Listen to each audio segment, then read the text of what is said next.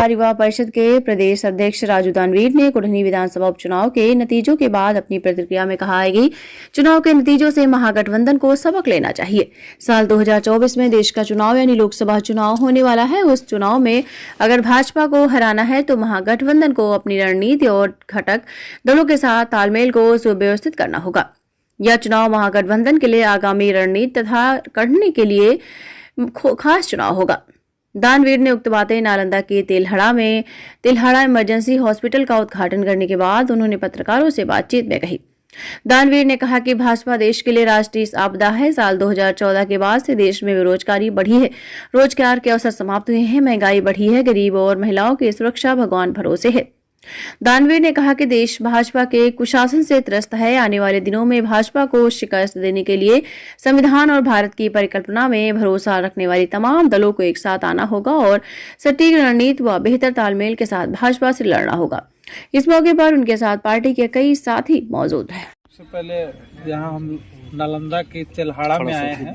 यहाँ पर तिल्हाड़ा में तिल्हाड़ा इमरजेंसी हॉस्पिटल के शुभारंभ के मौके पर आए हैं और इसे यहाँ पर फीता काट कर हमने हॉस्पिटल का उद्घाटन किया। और सबसे बड़ी बात कि ऐसे लोकल क्षेत्र में हॉस्पिटल की बहुत ज़रूरत थी और यहाँ के युवा साथी हैं, क्या नाम है, पंकज जी ने यहाँ पर हॉस्पिटल खुला है। हमको तहे दिल से धन्यवाद देते हैं।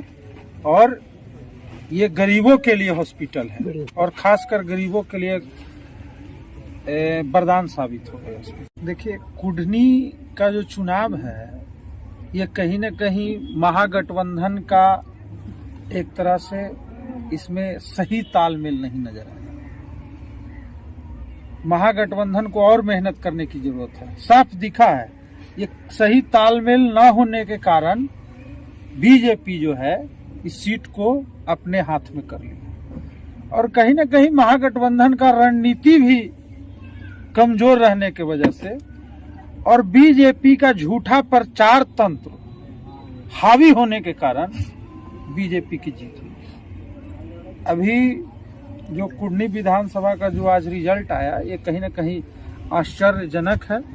और सबसे बड़ी बात कि यहाँ पर महागठबंधन के जितने भी साथी हैं आपस में तालमेल कमजोर रहा, रणनीति सही नहीं रही और लोगों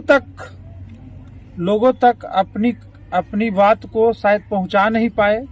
ये सब कई वजह है जिसके कारण महागठबंधन की हार हुई, बहुत कम अंतरों से हार हुई है। और बीजेपी के बारे में शुरू से ही आप लोग जानते हैं कि वो प्रचार तंत्र इतना उनका मजबूत रहता है, झूठा प्रचार। कहीं महागठबंधन के लिए सीख है कि आने वाला 2024 में जो चुनाव है,